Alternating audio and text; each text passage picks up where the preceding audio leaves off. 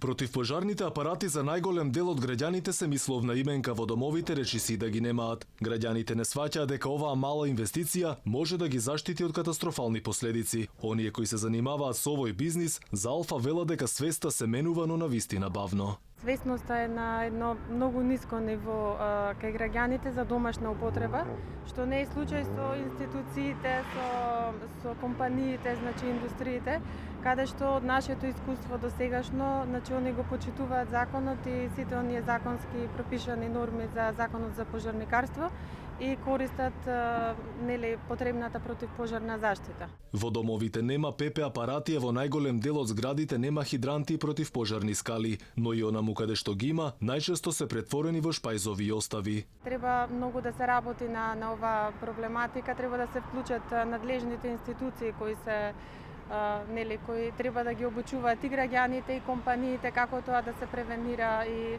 доколку дојде до тоа како да навремено се спречи пред да настане поголем пожар. Граѓаните немаат свест за превенција, државата нема капацитет за справување со пожарите. Државниот возен парк располага со 2600 автомобили за чиновниците и само 220 возила за пожарникарите, чија просечна старост е дури 27 години. Две од оние кои се уште се во служба би требале да бидат во музеј, а не на терен бидејќи се произведени во 1966 година. Земјава кубури со персонал. Според Кочо Поповски од Сдруженијето на пожарникари од Битола, кај нас недостасува системско решение.